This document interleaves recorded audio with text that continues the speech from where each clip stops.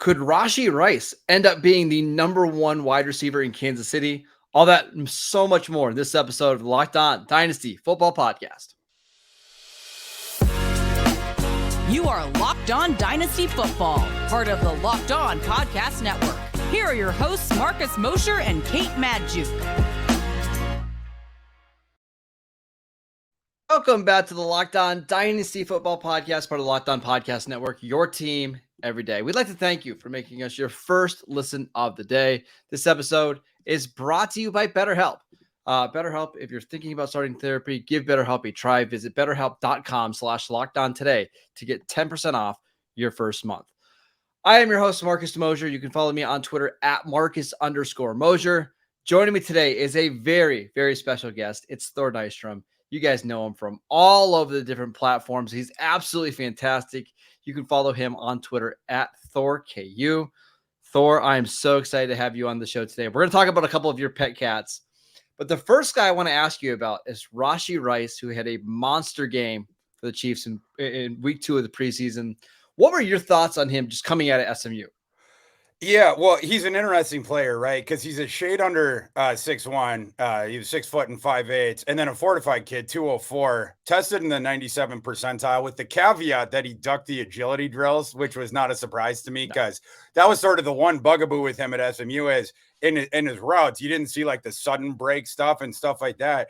But he's just a pretty good route runner. Like he alters the tempo and different stuff like that to keep the defensive backs off his scent.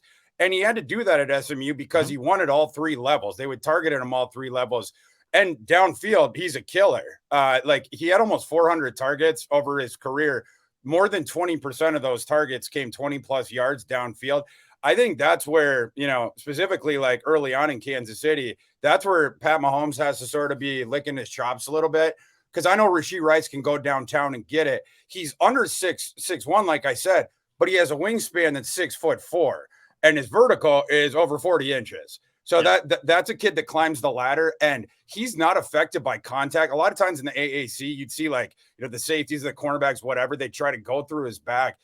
It don't affect him at all. He can still finish off the play and everything like that. So he's a kid that I think early on, he's going to be able to produce for Kansas City, just because I seen him do that at SMU from day one. Over 4 years, he was their top guy. They pounded that guy with targets from the day he stepped on campus. So a couple of things really quickly. So if you didn't get to see the preseason game, I believe it was against Arizona this week, 7 catches for 85 yards in the first half of this game. And they were using him all over. Now, a lot of his production came when Patrick Mahomes wasn't on the field, but how surprised would you be if Rice ended up just being the leading, I have to say, wide receiver on this team? Because obviously we know Travis Kelce is going to put up ridiculous numbers. But if he's the top wide receiver on this team, would you be surprised? I wouldn't. Someone asked me on Twitter a couple of days ago to like rank the top if I was to project like who's going to finish the top 3 reception leaders for the Chiefs receiving corps. I did put Sky Moore number 1, but I had Rice number 2. I just think he starts immediately, and they're going to find ways to get him the ball. The other guys on that team, I'm just not interested in. I've never been in on Kadarius Toney. I could not be further out on Kadarius Toney. And then with MVS, it's, he's been what he is since South Florida. It's just tossing the ball deep. Like, I mean, he's got a pretty defined role in this team. Like he is the one guy that I feel comfortable. Like I know where he's going to play and I kind of know what type of numbers he's going to have, but everybody else feels like you have no idea. Up in the air a little bit. Yeah, exactly. And praying to the injury gods that Justin Ross stays healthy. Because that kid, if he is, he absolutely deserves an active roster spot. Yeah. I think he's better than Kadarius Toney right this second if he's healthy, right? So, like, if he is, like, he might, mix in as, like, wide receiver 4 or 5 there, whatever, but definitely see the field. But, yeah, like, I would have Rice sort of number 2, 3 in that pecking order. But, if I had to predict, I would say number 2 right now. One of the reasons I was so encouraged from his preseason game this week is he had a really good showing in week 1, continued it. One of the things we like to see in the preseason is just that positive, that same drumbeat of information, right? Do you have just a bunch of good news coming out of camp in preseason? And that's the case for Rice. But what really got me excited was I think this is a player that you can kind of run your offense through. And we saw that he had 8 targets, 7 catches. It just feels like there's a chance he could be the new and improved Juju Smith-Schuster in this offense. Yeah, I mean, it's what he's used to. Like, like I said, at SMU, it was like he got off the bus from high school and it was like, all right, man, we're gonna throw you the ball 8 to 10 times a game. Like that's, if it wasn't that way, he'd probably be like, what's going on? So yeah, I mean, he's going to be able to handle the usage. And like I said, with the agility thing aside, people focus too much on that during his pre-draft process. He has the explosion, the burst. He gets off the line. It's really hard to tie him up, whatever. And then he alters the tempo and he wins at all 3 levels of the field. Mm-hmm. So he can handle that usage. He can also play, by the way, SMU used them both on the boundary. They also used them in the slot. So you can do different things with him. I think he's an NFL boundary, of course, but like you can do different things with him. You can move him around and you can at all 3 levels of the field. Well, that was going to be my next question is where do you anticipate the Chiefs playing him? Because when I was evaluating him for the draft, I kind of thought, man, if you stick him in the slot with his athleticism and his body control and his toughness, I'm not sure how you cover it. I think he's not this player, but I think he has shades of CeeDee Lamb to his game where if you put him in the slot, I think he could be really effective. You absolutely could. And I think it's going to be, I mean, if it's me, I would mix and match because they have, it's like it's sometimes it's tossed out like, oh, they have so many different guys and how it's going to be. But I think you can mix and match those guys in a way that can sort of keep the defense off the beat of your scent as well. Because you have guys that have versatilities within their skill set. You mentioned the one guy that doesn't, that has a clearly delineated role in MVS. But Sky Moore, he can play boundary, he can play slot. Rashee Rice certainly can. Ross and Moore, the boundary guy. But some of these different guys, you can do the multiple things with. With Rice, if it's me, I try to get him in both, get him in work at both.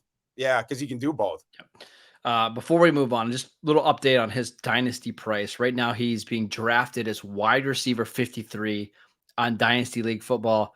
I'm going to run through some names that are going ahead of him. You tell me whether you'd rather have them or Rashee Rice. So, Jonathan Mingo, wide receiver 52. Rice. Kadarius Toney. I think I know the answer to this one. Oh, that's the easiest question I've ever been asked. Yeah. Just don't draft Kadarius Toney. Yeah, I'm with you. Michael Thomas, wide receiver 50. Oh, definitely Rashee Rice. Okay. Juju Smith-Schuster, wide receiver 49. Rice. And then I'm going to move up a little bit more. Sky Moore, wide receiver 46. Oh, that is a tough one. I probably lean Sky, but that one is super close. That's so even if you're saying it's Sky Moore, we're still seeing Rashee Rice being underdrafted by about 7 or 8 spots right now for just at wide receiver. So going at 121 overall, I think it should be a little bit closer to 100. Go out and buy Rashee Rice before we get to the regular season. Thor, I want to talk to you about some certain Titans players that showed out this weekend. We will get to that next. This episode is brought to you by BetterHelp. Sometimes in life, when you're faced with tough choices, the path forward isn't always clear. Whether you're dealing with decisions around your career or relationships or anything else, therapy helps you stay connected to what you really want while you navigate your life so you can move forward with confidence and excitement. Trusting yourself to make decisions that align with your values is like anything else. The more you practice, the easier it gets.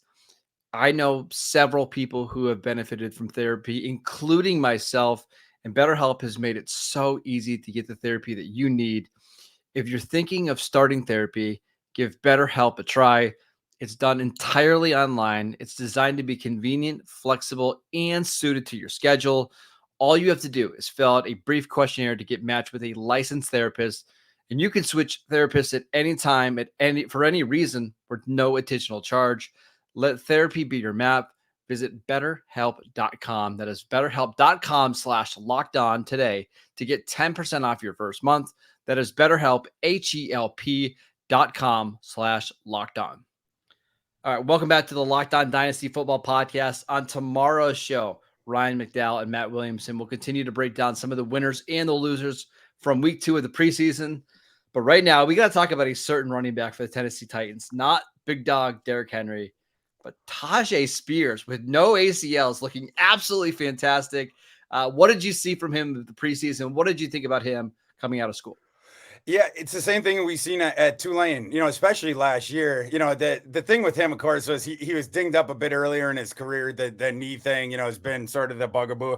But the knee thing, I thought, and we'll see, but like I thought it was sort of the thing that dominated the narrative about him during the pre-draft process when it's like, turn on the film and watch this kid. Like, this kid's special running the ball. He's a natural. The explosive element of his game and his ability to make decisions hurtling downfield at high speeds, like the combination of that, sometimes it leads to these movements downfield where it's like, wait, what did I just see? And then, when he was at Tulane, I'd be rewinding and rewatching it because, he just make these unorthodox decisions and stuff. He'd have defenders running into each other like Keystone Cops way down the field. The burst is really what gets you, but then also down the field, once he gets out into open space, like I said, the decision making at those high speeds, it's just something that's really difficult for defenders to sort of get a beat on. Yes. And then the other thing I was impressed with during the pre-draft process, obviously last season he stayed healthy and he dominated. That was the reason why he got to the point he did. Then he dominated the entire pre-draft process. He put on weight. He looked great at the Senior Bowl. He was catching passes. That was something that at Tulane, I think probably to protect his usage more than protect his game. Like coming off the knee stuff, whatnot. They didn't throw the ball to him quite as much, but he showed during the pre-draft process, like he's got really good hands, and he was making people look silly in one-on-one drills down in Mobile. Like just, you'd see the linebacker just flying out of the frame or whatever. So that kid, I think he was had on the discount, of course, because of the knee injury stuff, but just a fabulous compliment to Derrick Henry, and a guy where if the Titans do move on from Derrick Henry in the next year or two, Tyjae Spears is going to be a very good starting running back in the NFL. So Thor, I've been kind of out on all of the running backs that the Titans have drafted over like the last 5 years to try to pair with Derrick Henry, like Hassan Haskins and some of these other guys. None of them felt like good fits with Henry. But I got to say, like, this one makes a lot of sense. And you saw it in the preseason game. Like, if you give him an opportunity where it's just one-on-one against a linebacker or safety, he's going to make that guy miss every time. Like, just ask USC how that went last year. And we saw it in the preseason game, and it just feels like the Titans can find, at least as a rookie, like ways to get him 9 touches a game that doesn't take them out of the flow of the offense. It's just going to make them a little bit more explosive on that side of the ball. Agree. And it's going to make Derrick Henry, on the other hand, it's going to make his per touch more efficient, I think, right? Like, because you don't, with Tyjae Spears on the roster, and I think this was the thinking behind it, you don't have to give every single touch to Derrick Henry. Then he won't wear down as quickly, late in games, whatnot. And then the injury risk goes down with him as well. So I think on both sides of it, it's good. And then the guy you're bringing in off the bench, it's this guy that plays totally different. It's like when you have the pitchers that pitch totally different back to back, and you just sort of discombobulate the lineup. I like the ability to go in, and then you have your change of pace guy just plays the game in a different way. So with Henry, it's like hammer, hammer, hammer. And then when the defense is tired, now you're bringing in this guy who's super duper explosive and has that unorthodox combination of that decision making downfield, like I'm talking about. That I think is going to be is going to frustrate NFL defenders for years to come. So just a little update on his dynasty price. He's being drafted as RB41 on Dynasty League football, ahead of players like Samaje Perine, Damian Harris, Jamal Williams, but behind players such as A.J. Dillon, Dalvin Cook, Kendre Miller. I got to tell you, I was in a draft Saturday, and I had the choice between Roschon Johnson and Tyjae Spears in a Dynasty League. Where would you land on that one? Because I also know that you love Roschon. Yeah, that's a tough one. I would probably go Roschon just because the path is there right away to start. But yeah, I mean, I'm still high on I had Tyjae RB5 in this past class. I comp him to ETN. But Roschon, I might have had him RB6, but the situation is better for Roschon initially, where I think Roschon's winning that starting job. So I would probably put Roschon ahead of him just by a little bit in the dynasty rankings, but it's close. But Tyjae Spears is RB41. You still see as a major value, correct? I do, yeah. Like some of those guys, like above, like the veteran guys that are like, I'll name some of them for you.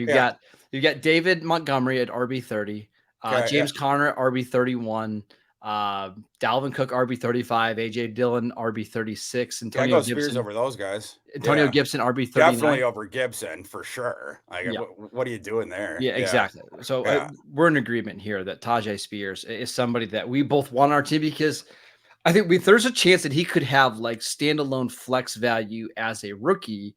And Yeah. if the Titans move on from him after this year, or excuse me, move on from Henry after this year, you're looking at a workhorse back. And I think the Titans know, like, with some of his injury stuff, like they're probably just going to use him up as much as they can on this rookie deal. Like, I don't know if they're going to try to save him. For sure. Yeah. And the sort of caveat is if that happens, let's say they do move on from Henry after this season, would the Titans sort of do what Willie Fritz did at Tulane of like keeping in mind Tyjae's the knee stuff is one way that we can save, lower the odds that he gets injured in the future, stuff like that. The passing down stuff. Possible. And so bringing down in a passing down back with him. But as far as the running stuff, yeah, absolutely. He has the talent to be an NFL, bell cow guy with the usage of that. And he can absolutely handle the touches as far as that goes. It's just, we know the odds, the history with the medical stuff with that stuff. So anything you can do to sort of mitigate that. But as far as the talent goes, to me, that's unimpeachable. Really quickly on the Titans before we move on. I thought Malik Willis looked really good in the first two preseason games. The one interception that he had in week one wasn't his fault, bounced off the tight end's hands. I'm not predicting that he's going to start this year for Tennessee or anything like that, but I've got to say he's just looked so much more poised and comfortable and confident in the preseason. Yeah, for sure. It's like, he had to sit on the bench for the year, even though his biggest fans in the industry, cough, myself. It was like Malik Willis has to sit on the bench for a year because he'd never in college, beforehand, never played in anything even remotely close to pro style, system or whatever like that. Just conceptually anything like that. Like at Liberty, it was this playground system under Freeze. And then at Auburn, Gus Malzahn, it's like, a lot of with running with the quarterback in motion. And it's just different than what you see, the up tempo stuff. It's just different than what you see in the NFL. The thing with Malik Willis that you're betting on, it's this ludicrous combination of tools. He has an absolute bazooka. He has one of the strongest arms in the NFL. He fits some of these balls into windows where like, one of his receivers dropped a touchdown on Saturday against the Vikings, where it was almost hard to fault the receiver because the thing was coming in so fast. It was like this bullet, but like Malik Willis had to throw it that hard because like there are guys going everywhere, whatever. But the RPMs that he can generate on throws is ludicrous, and obviously he can push that thing down the field over 70 yards, no problem. And then the athleticism is the other thing on the other side of it, and a really gifted runner. He had a 4.37 reported 40 when he was at Auburn as a sophomore. The mistake he made during the pre-draft process, and it would be interesting if it was like we could go back in time, like Back to the Future. I would love to know what would have happened if Malik Willis had merely just tested at the NFL Combine like Anthony Richardson did. You remember, when Richardson goes out there and tests, the hype train was off from there. Anthony Richardson punched his ticket into the top 10 at that NFL Combine by testing. Before that, he had a lot of detractors out there of like, oh, is Anthony Richardson even a first round pick? And yada, is yada, he even yada. the third quarterback in this class, right? Exactly. But after that, it was like, okay, I mean, the NFL, everyone in the NFL just conceded like, we don't have a choice. This kid has to go in the top 10, yada, yada. Yeah. Malik Willis just got bad advice from his agent, was like, sit out, whatever. If he had gone out there and tested, it would have been something similar as far as like the hype stuff like that. 4.37, and then he is powerful runner too. He's not quite as twitchy as Lamar Jackson when he's out in the open field, but he's got more power. His last year in the FBS, he led the FBS in broken tackles. So Malik Willis had 90. Kenneth Walker, who you recall had that dominant season that year at Michigan State before he went in the second round of the Seahawks, he had 89 that year to finish number 2 in the FBS on 176 more carries than Malik Willis had. So you have both those two things in conjunction. I totally agree with your take from the first 2 preseason games. I watched the entire game with the Titans and the Vikings. The one thing that we need to keep seeing with him, it's the reading the defenses, making the quicker decisions. But you're seeing that. You've seen a lot of progress with that. He still has got to keep improving with that, whatnot. But yeah, once he gets there, those tools are going to play way up, and he's going to become super duper dangerous. And just compare that to another third round pick from that same class, like Matt Corral. I won't be shocked if he gets cut by the Panthers this year. Yeah. He's been that bad. He just has not improved at all. Malik Willis is on the opposite end of that spectrum. He just looks so much more comfortable and confident. And you wonder, like, if they would have saw a little bit more of this last year in the preseason, do they even bother drafting Will Levis? Who knows? I have no idea how that situation is gonna work out. But at the very least, it's positive to see Malik Willis improving. Thor, we have just a few more minutes left. I want to talk about our small kings at the running back position. We will get to that next. This episode is brought to you by FanDuel. Football season is about to kick off, and FanDuel is giving you the chance to win all season long, because right now, when you bet on a Super Bowl winner, you can get a bonus bet every single time they win in the regular season. Just pick any team to win the Super Bowl, and you'll get a bonus bet for every victory. So take a team like the Chiefs, who win 13 games every single year. That's 13 additional bonus bets that you can use on spreads, player props, over-unders, and so much more.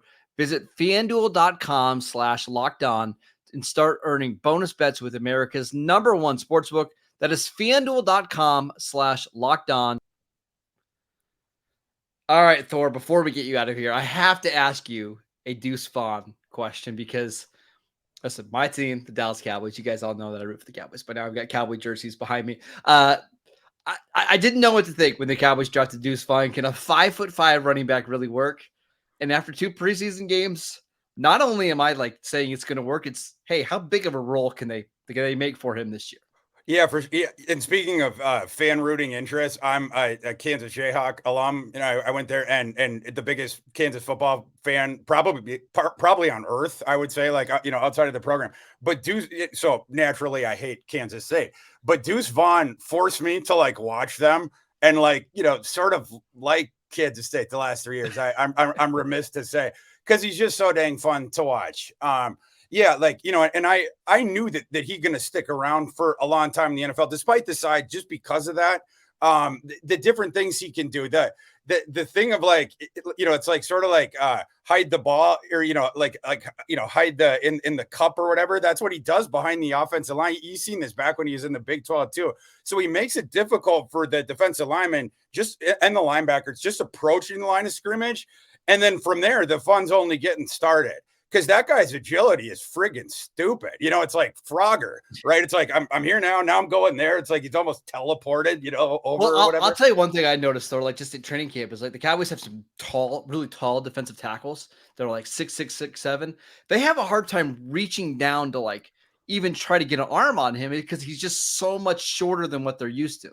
You have that too, and that plays in conjunction with that agility, right? So it's like he becomes like this sort of like knuckleball for these guys trying to hit, and it's like he's a chicken in the coop. You just can't get your arms on him. You think it would be easy, but and once you can, when you can, he's not going to be breaking like, even like arm tackles from these big guys. When you can get your hands on him, he's going to go down. But it is way harder to get hands on Deuce Vaughn than you would think. And so, like, it's been, sort of fun watching these first couple preseason games where he's sneaking up on these NFL defenders that probably just think like, oh, that kid, I'm going to wipe him off the face of the earth. And it's like, then Deuce Vaughn goes out and embarrasses him. Yep. Those guys. He was awesome from the beginning at Kansas State. And it's not just the rushing stuff. The thing I would tell people is, that guy handled volume his entire career. Yep. And it wasn't just in the run game where he was basically the offense, like give the ball to Deuce, give the ball to Deuce. Then when they would pass, it was pass the ball to Deuce. Mm-hmm. Like, he had over his career, so 3-year career, 116 catches. And it wasn't just like dump off stuff, whatnot. He averaged 11 yards per reception over those 116 catches. Like he was one of the more prolific receiving backs in this past class. But by the way, the Cowboys are going to use him that way. They just haven't shown it in preseason yet, because they don't want to show it. He's going to be heavily involved in the screen game for Dallas. Yeah, I mean, he's like, you're thinking about like a comp. The Darren Sproles stuff, it was natural because the Kansas State thing. I can't go that far, but he's like a rich man's Tariq Cohen. Like he's definitely better than Tariq Cohen. He's somewhere in the middle of the phylum between Sproles and Cohen, somewhere along that line of continuum. But yeah, he is absolutely going to play this year. He's absolutely going to do stuff. He's absolutely going to hang around a long time because you can use him in both phases. And like I said, the injury stuff, the durability stuff that people are bringing up because of the size thing, I'm way less concerned, number one, because I seen him do it with the volume over the last 3 years. Number two, this wasn't brought up enough during his pre-draft process. He's able to change the angle on you. So it's really hard to hit him flush, right? And so like it's very rare to see him get into an enormous collision. That's part of the reason why he's able to stay, healthy, in addition to that. Yeah. Last thing before we head out. I mean, in your eyes, at least, is Jaylen Warren already better than Najee Harris? And when do we see that backfield flip? Yeah, he might be. I think the Steelers, they're giving you the indication they're going to be 50-50 at least. And justifiably so. Any metrics that you look at, the simple eyeball test would suggest that is their most viable path going forward. I think you can do interesting things to try to match those guys' skill sets with one another. But it's without a doubt that Jaylen Warren is the better receiving back at this point, both in terms of the efficiency. He's also going to give you the more explosive element. And I would try to get him more involved in the running game a bit, as sort of the change of pace guy. Really like that guy's game. Probably shouldn't have been overlooked coming out. But of course, you mentioned the short thing, but he's a bowling ball kid who is always moving forward. The thing I like about him is he doesn't screw around at all. He's not a dancer. He going upfield. He's right? north-south. Yep. He's north-south. When he has to make someone miss, that's what comes into play is he also does the thing of where he can change your angle, when it's coming up to the contact point, whatnot. And then his special sauce is, this is different than Deuce Vaughn, who goes down on arm tackles. Jaylen Warren, his contact balance is incredible. Yes. He's like the spinning top in Inception. You just can't get that thing down or whatever. He one guy hits him, and then he just bounces off. Now he's going another way. Someone else hits him. He just bounces somewhere else. The contact balance is incredible. That's why the broken tackle numbers are what they are. It would surprise people out there to know that a 5'9" running back in the Pittsburgh running back room is way better at breaking tackles than Najee Harris. Not even close. Yeah, exactly. And that's why it is really hard to hit Jaylen Warren square. And if you don't, you're not getting him down. It just is what it is. Jaylen Warren on Dynasty League Football being drafted as RB44, Najee Harris, RB11. Those prices are those got to come closer together. Those are going to come. They're going to be touching at some point in the season. I'm just telling you, they're going to be touching. Yeah, and they probably should be right now, right? Yep. Just reading the tea leaves. It's coming. I would yank Harris down on that, and Warren needs to be way higher on that thing. Yeah. All right, that is it for today's show. We want to thank you guys for making us your first listen of the day. We are free and available on all platforms. Check out our show on YouTube. We want to thank Thor for jumping on the show. He's going to come back on the show again. He was absolutely fantastic. Go follow him on Twitter at ThorKU. Go check him out at Fantasy Pros, one of the absolute best when it comes to NFL, college football, draft. Does amazing work. Thor, can't thank you enough for joining us. My man, good to be here. Appreciate it, Marcus. I'm at Marcus_Mosher. Check out the show at Locked On Dynasty. We will see you guys next time.